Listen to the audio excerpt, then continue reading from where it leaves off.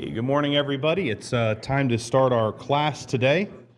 We're continuing our look through various characters, particularly this time of the Old Testament, focusing our attention on the first few weeks on who we might consider the bad guys of Scripture, the prototypical villains, you might say. And the goal is not just simply to say how awful these people are, that is what it is.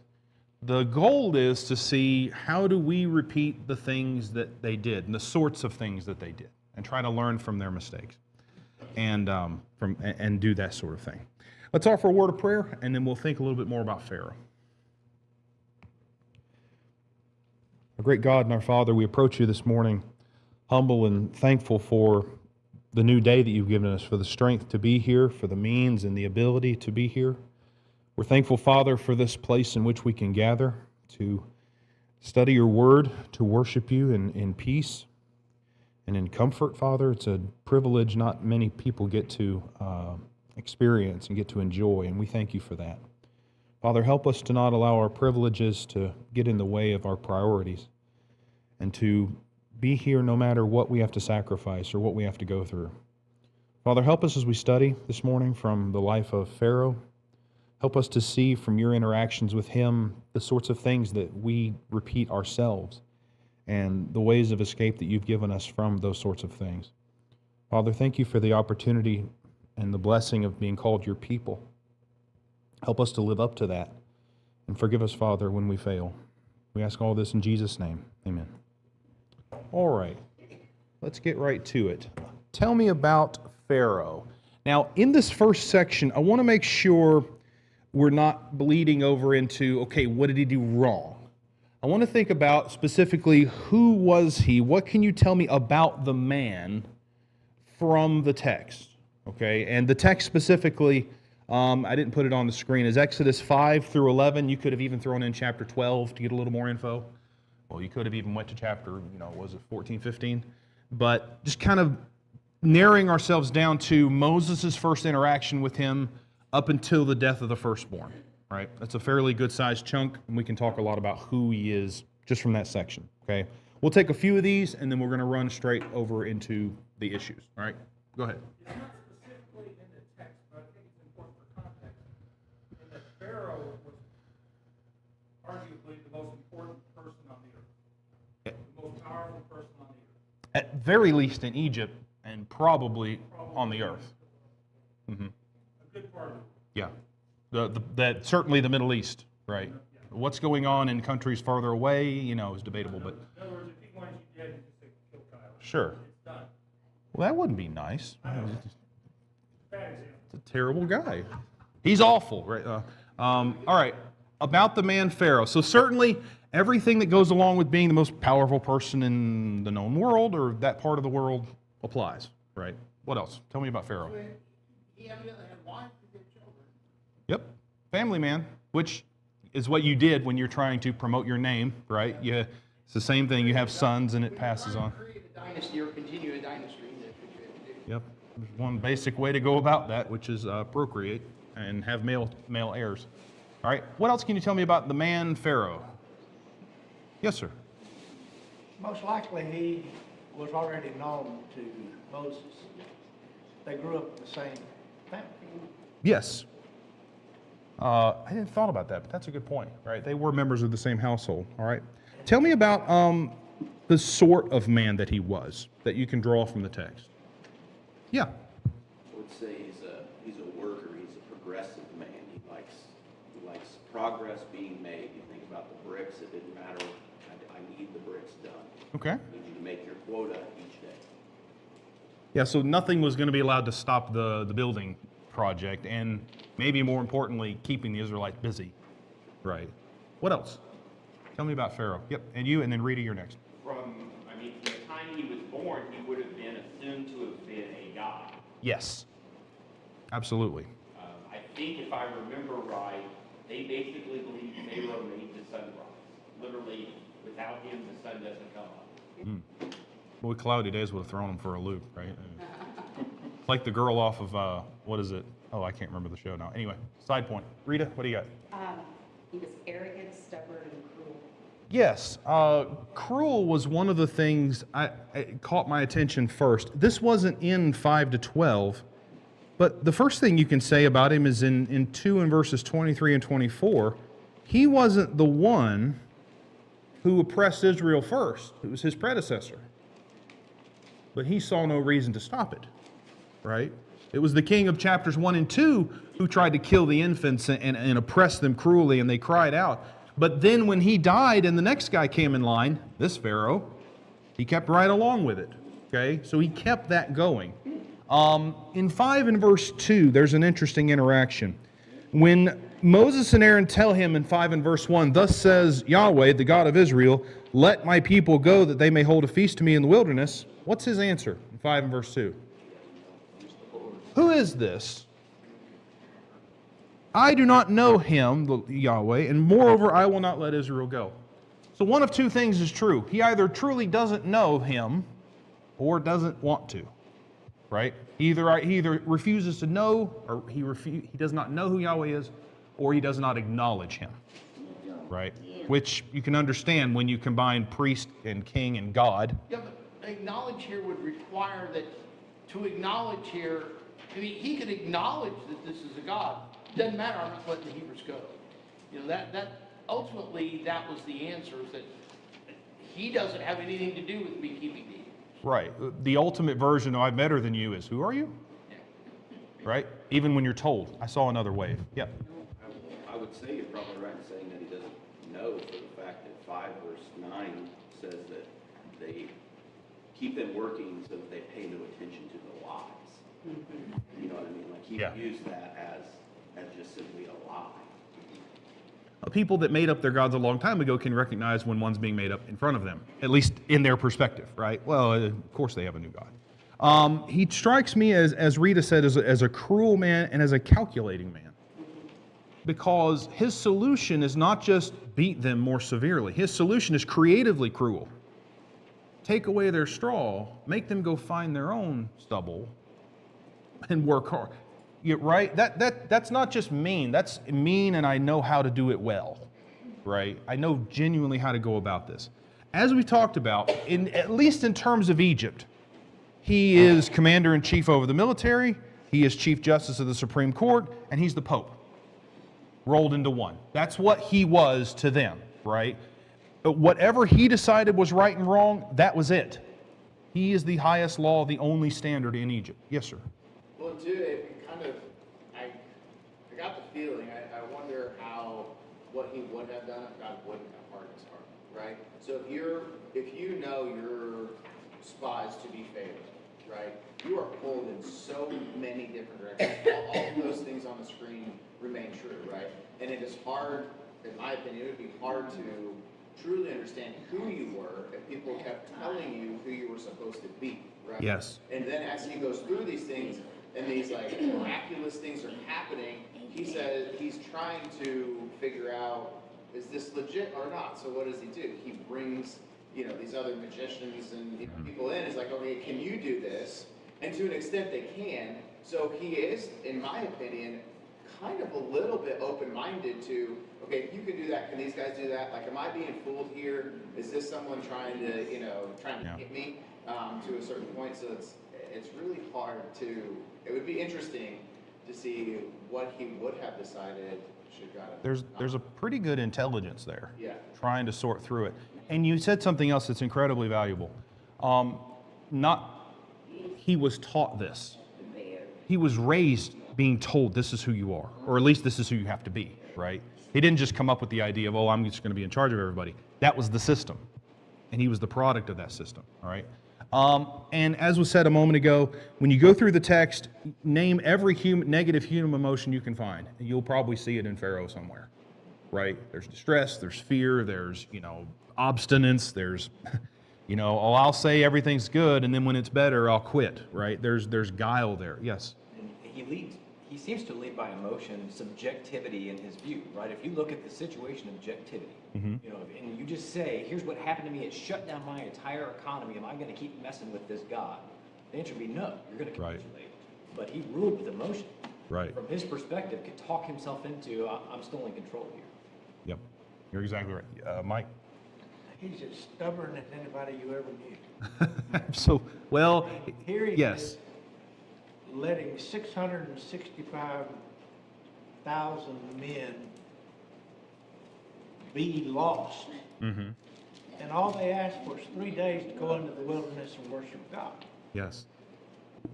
And they lost. Up until this point, People. up to this point in the biblical text, he is the most stubborn person. And I say up until this point because I think Israel dwarfs him later in their, obstinate refusal to come back to God. One of the things, though, I think, as background, and he's calculating, we realized how big the Israelites have grown. Mm-hmm. And there is a threat that they represent from sheer numbers, that he has to control them. And so some of this, I venture, I don't know obviously, I venture was to control, to keep them downtrodden, to do all these, keep them busy, keep their heads down, because otherwise they're going to be sitting plotting against you and you're going to be overthrown. Otherwise, they're a real big problem. Right.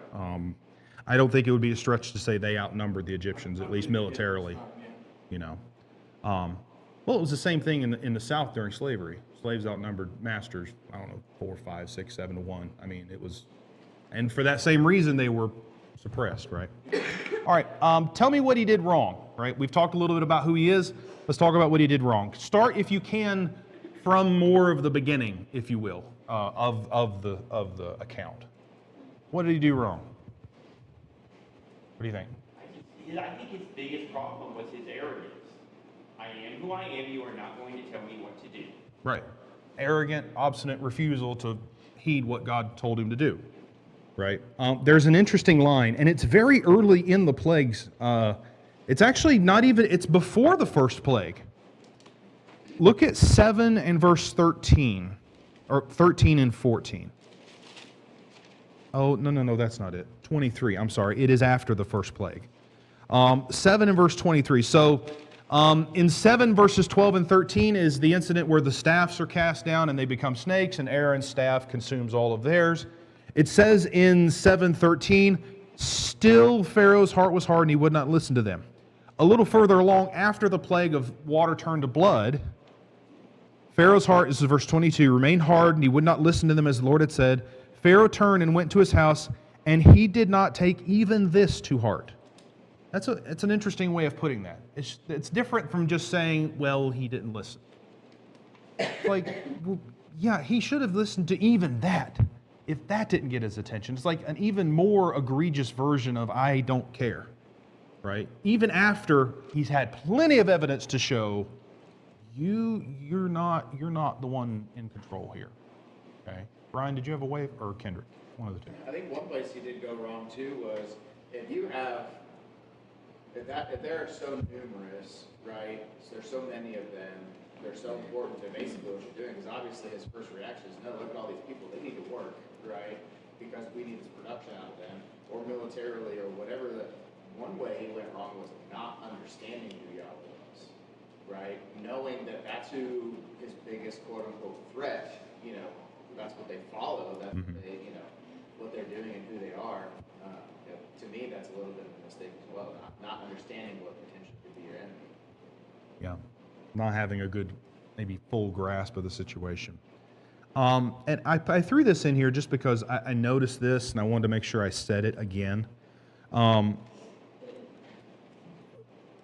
Again, in verse 7, chapter 7, verse 16, right, you shall say to him, the Lord, this is Yahweh, God of the Hebrews, sent me to you, saying, let my people go that they may serve me in the wilderness. But so far, you have not obeyed. That's the key problem that he keeps repeating over and over, right? You have not obeyed. You have not obeyed. And you're going to see this later. Even the Egyptians are incredulous. Look, why can't you figure this out, right? Look a little later in the text in 9 and 16 and 17. This is just before the plague of hail. Verse 15, God says to Pharaoh, for by now I could have put out my hand and struck you and your people with pestilence, and you would have been cut off from the earth. But for this purpose I have raised you up, to show you my power, so that my name may be proclaimed in all the earth. You are still exalting yourself against my people and will not let them go. Pharaoh's been told his whole life he's supreme. And here comes a God who says, no, no, no, no, no, I put you there, right? There's a failure to recognize someone higher, someone above. He thought he was the highest person, and he was wrong about that. Okay, before I put that one back up there in a moment. Other stuff that he did wrong. Yeah, Darren. I just want to point this out. God gave the commandments, and they're above everything else. And in life, we get sidetracked by everything else going on, and we stray from those commandments. Mm-hmm. And so God will cause confusion in our minds when we start disobeying those commandments or what the Lord has said to do. When we disobey Him, He will cause confusion. There. It's written in 2 Thessalonians chapter 2, verses 8 through 15. He will send on us strong delusion so that we will believe the lie. Well, certainly, I mean, from the beginning of the text, the problem is failure to obey God's commandments, right? That's the problem in the garden. That's the issue here. That's what Israel ran into, right? It's a repeated problem, certainly, that they would do that. Pick and choose our commandments. It doesn't work. No luck there. What do you think about Moses? Pharaoh. Moses is in the story, but Pharaoh repeatedly going back on his promises.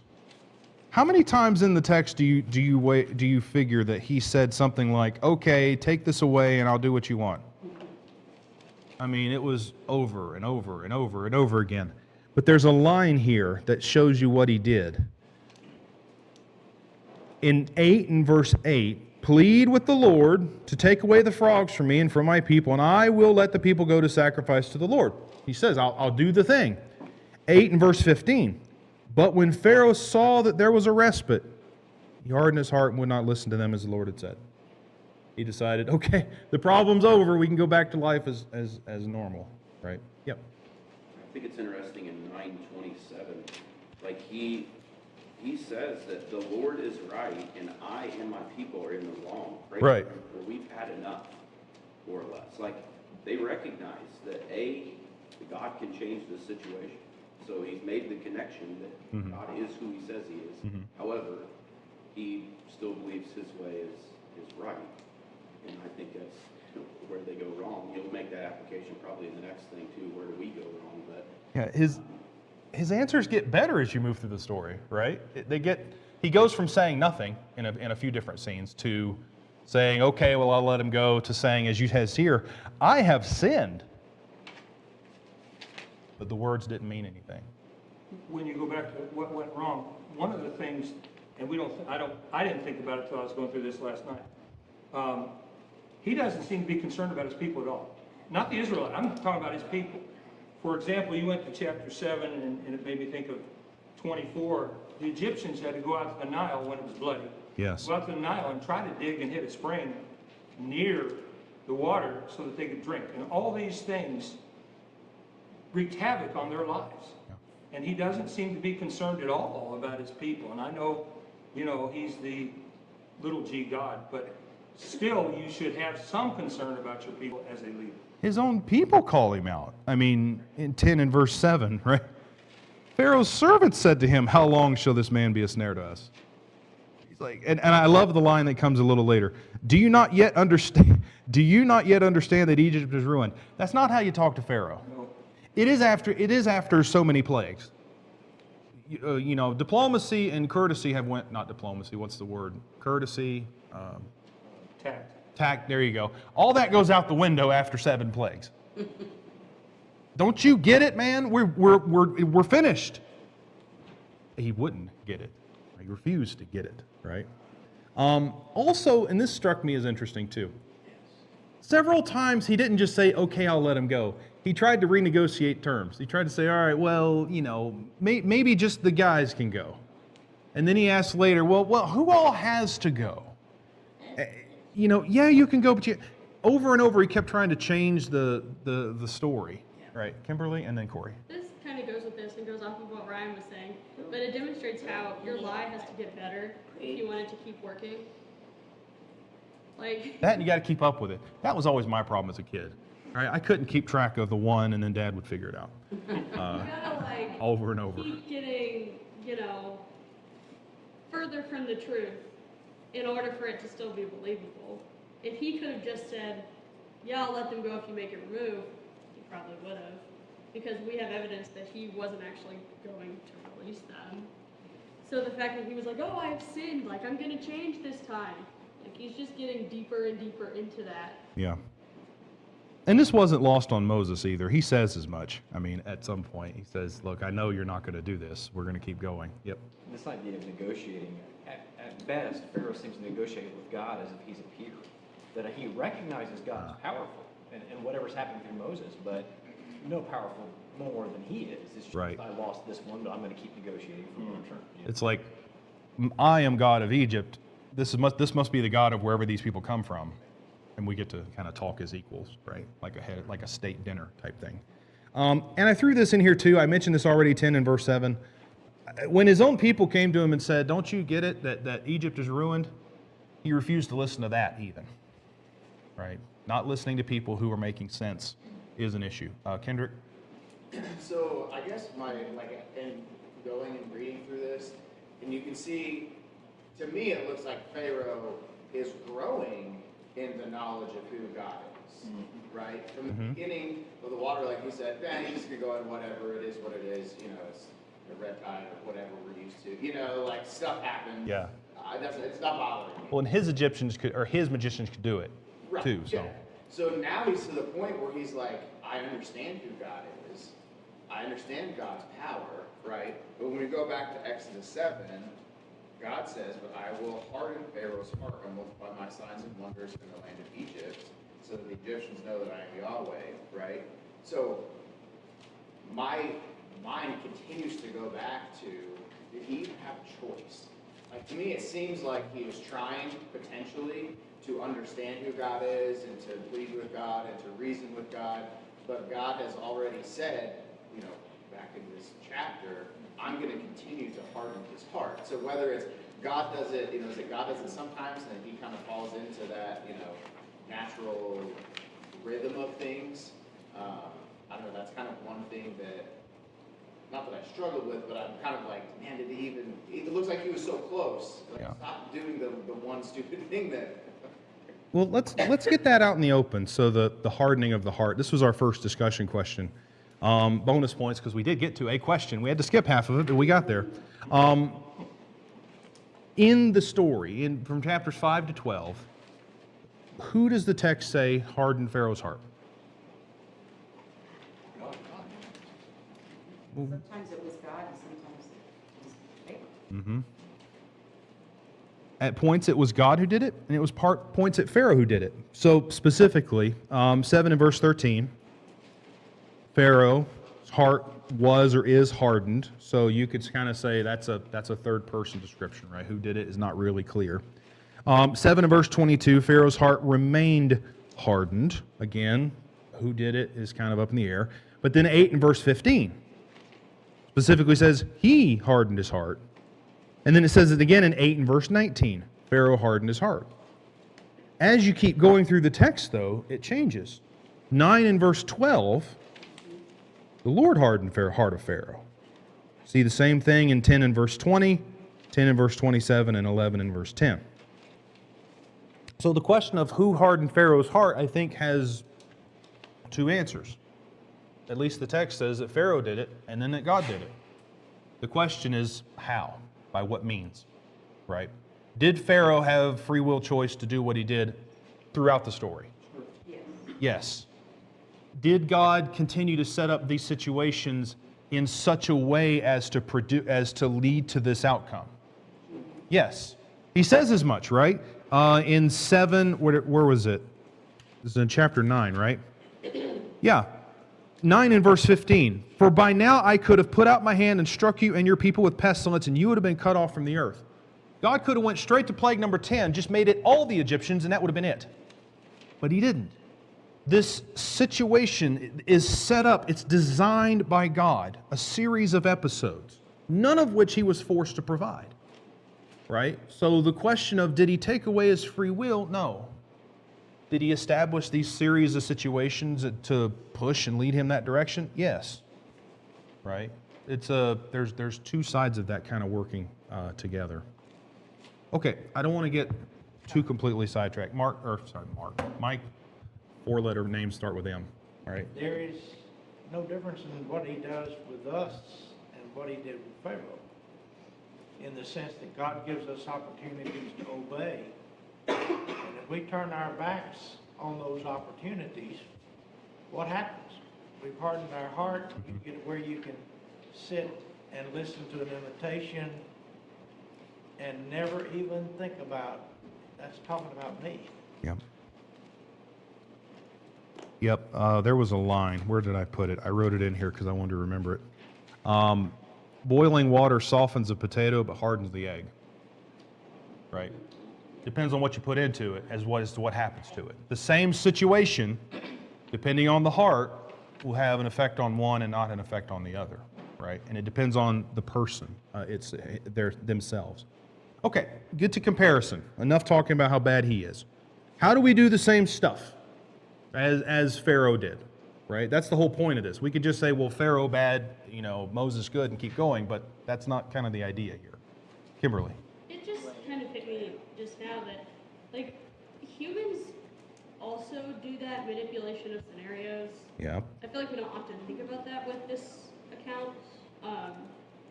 Like, it's a common thing people do. You look at policing and judicial systems, like, sometimes it's probably wrong, sometimes it might not be, but we do the same thing. It's a fact of life, and it happens all the time. Trying to change the situation for a better outcome? Yeah. Is that what you're getting at? Manipulating a situation or a circumstance so that what you want to happen happens. Right. I see what you're saying. Trying to affect an outcome as we move it along. All right. Mark? Let's stop it. How about the feeling of elitism? I don't have to do that because the rules aren't made. The rules are made for you. They're not made for me. That doesn't apply to me. Okay. It's an elitist attitude about something. I think the arrogance, and we would never say we're doing this, but how many times have you heard people say, it just feels more spiritual with fill in the blank. I want to worship God the way I want to because that feels right to me. Mm-hmm. We don't think of that as arrogance, but it is. Mm-hmm. We're saying I get to worship God the way I want to. Yep. We either do as Pharaoh did, we either forget or don't know, or we ignore the fact that we are not the top of the totem pole here. Yes, sir. And then Darren, you're next. I think the last part about, was it Pharaoh, was it God? Yes. We need to, it says God did this. Mm-hmm. Right? And so while yes, we have free choice on things, and yes, we have, at some point we need to read that God did that. Mm-hmm. Right?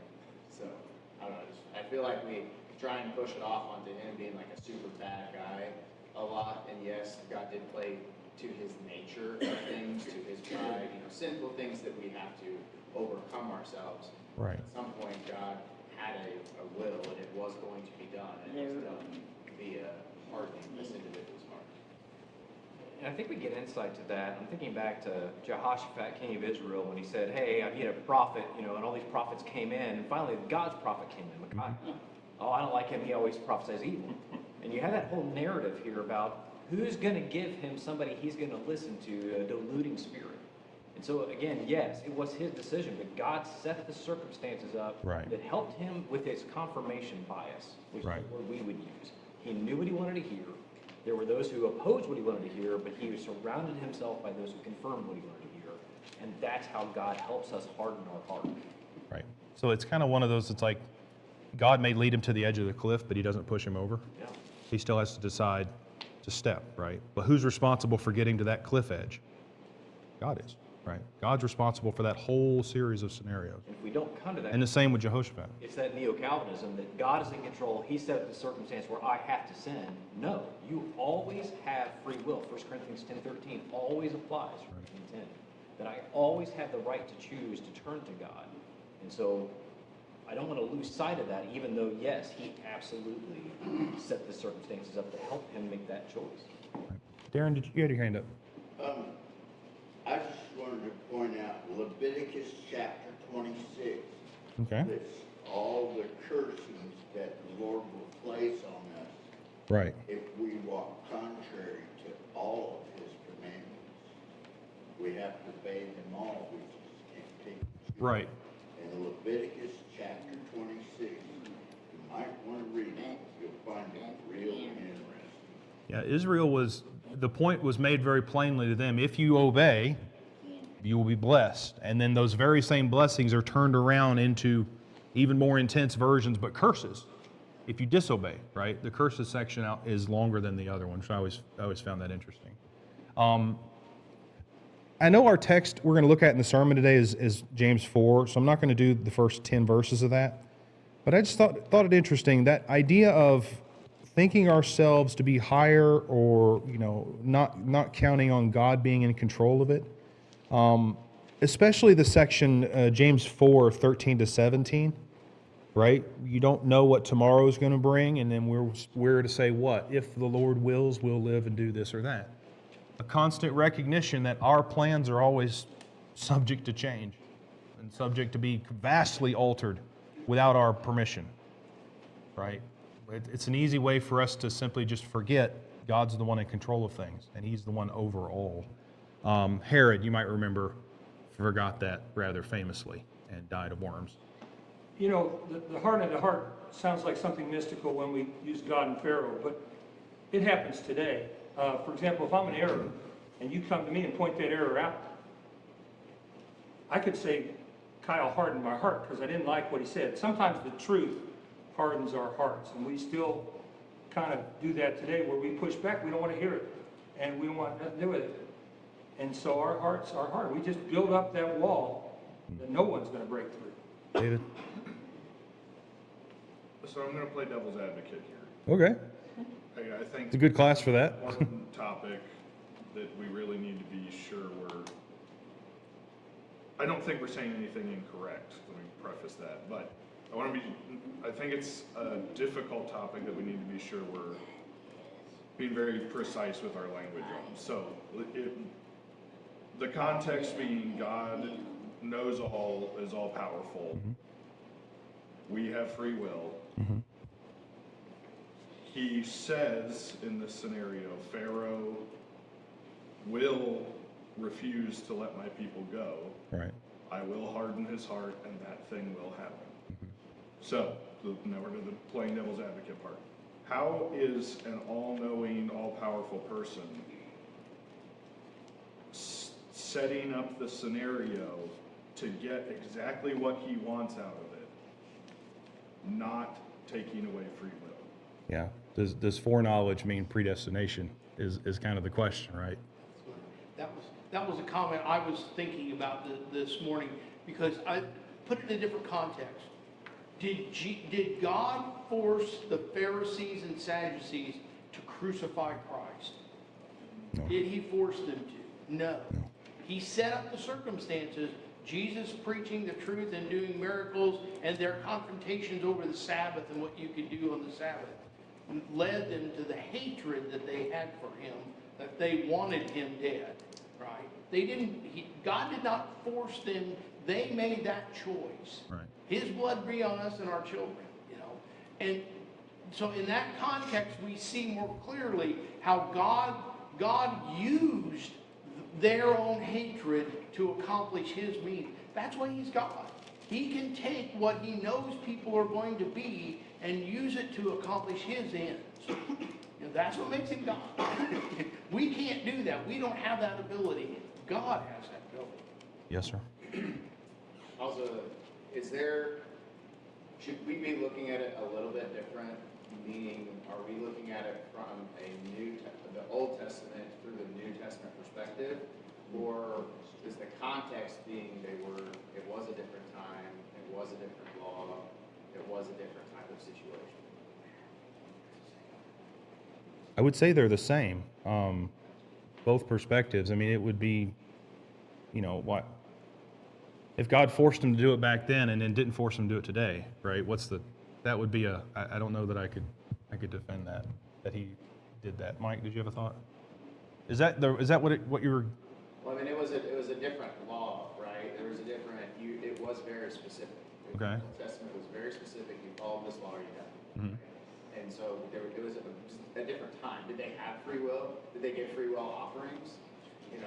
What they gave to the Lord wasn't a free will offering. It wasn't so much of my heart will do what my heart wants to do. It was, no, you will do this, or I, God, will do this, right? So the context, I feel like, was a little bit different as well. So when God says he did harden Pharaoh's heart, did Pharaoh really have a choice? Right. If that's what God was doing, because God was establishing his miracles, because God was showing the Israelites through and the Egyptians, like, this is who I am. Is he kind of setting the tone different and doing that? Maybe have more control than he allows himself, quote unquote, now, us, being more from the heart. So the difference in law would have, in your mind, has something to do with the change in that? And that's, if we're trying to look through it through my heart has this free will to do what it's, to follow God and that sort of thing versus the old law being so much more strict. My initial response is the difference in the two covenants and the two laws doesn't change God's attitude and the way he works through free will.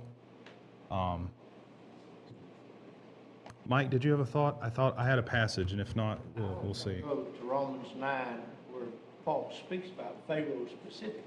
He says, what shall we say then, Romans 9:14, is there just injustice on God's part? By no means. For he says to Moses, I will have mercy on whom I will have mercy, and I will have compassion on whom I will have compassion. So then it depends not on human will or exertion, but on God who has mercy.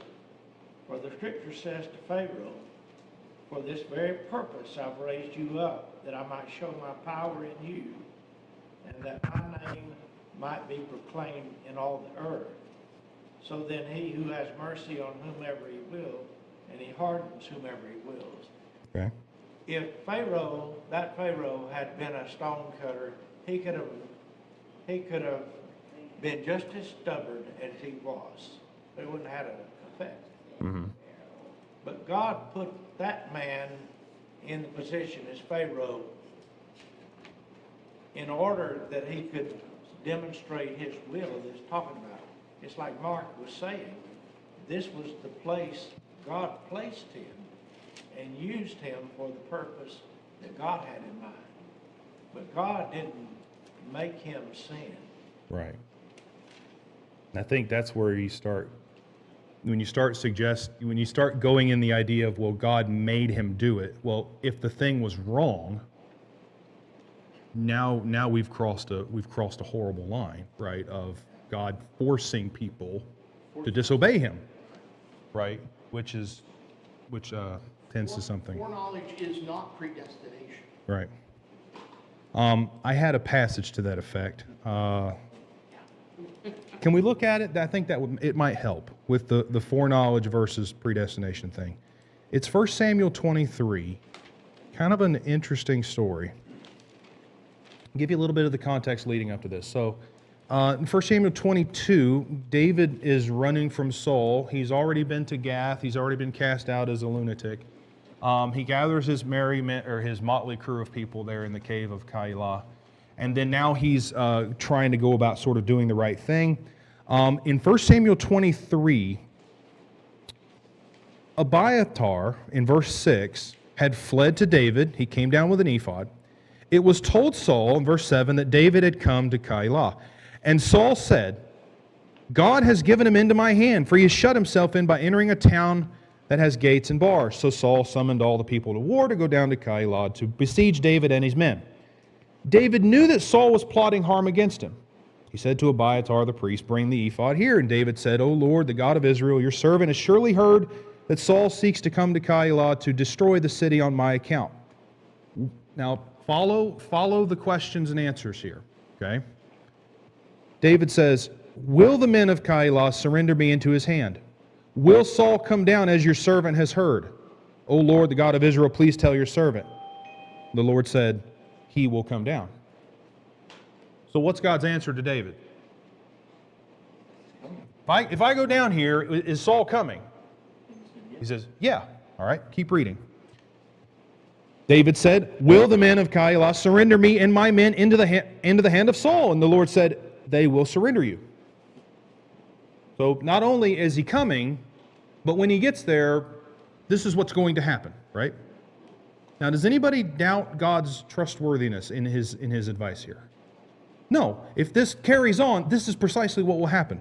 But keep going. Then David and his men, who were about 600, arose and departed from Keilah, and they went wherever they could go. When Saul was told that David had escaped from Keilah, he gave up the expedition. So, was God wrong? No. But the thing he said would happen didn't happen. Why? Depended on what David did, right? God's foreknowledge of the way a situation can go doesn't mean it's tied, it is established in stone that it has to go that way, right? Other choices were made by people, and the scenario changed. And the thing God said would happen didn't. And it was dependent on what? On David's decision, right?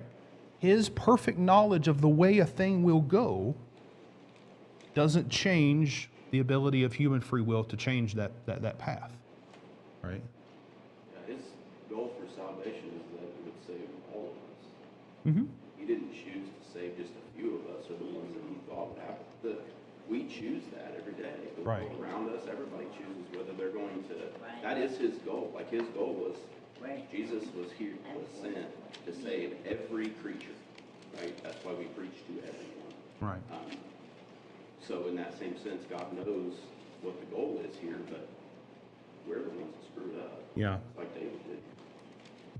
The Lord knows who are his, right? And that still is dependent on human free will as to choose who will be in that group. Larry, did you have a thought? Yeah, we don't get immediate retribution for what we do. And some True. past, we have seen multiple times that they have. And that's why we don't do what we should. All right. I have a question. Sure. Wasn't Pharaoh given into lust of the flesh? I'd never. Yes, I guess so. Wasn't that in Hebrews chapter 11? Moses rejected Yes. Pharaoh's daughter for the passing pleasures of sin. He rejected being a member of Pharaoh's household and the pleasures and the advantages of that, right? So that would have meant that Pharaoh himself was, and maybe that's why God caused the confusion with the astrologers or the magicians, the sorcerers. Well, at least in that case in Hebrews 11, it was the previous Pharaoh, Because not the Exodus Pharaoh. 3 verses 14, 15, and 16 say this: for where self-seeking and bitter envy exists, do not boast and lie against the truth, for this wisdom is sensual, earthly, demonic. Mm-hmm. For where envy and self-seeking, lust of the flesh in parentheses, but where envy and self-seeking exist, confusion and every evil thing are there. Right. That's So choosing the wisdom of the earth versus the wisdom of God, right, are going to have very different effects on that. And so, in that way, because God is still the same yesterday, today, and tomorrow, verse 13:8. And so, even in the Old Testament, because says 80% of the Old Testament is in the New Testament.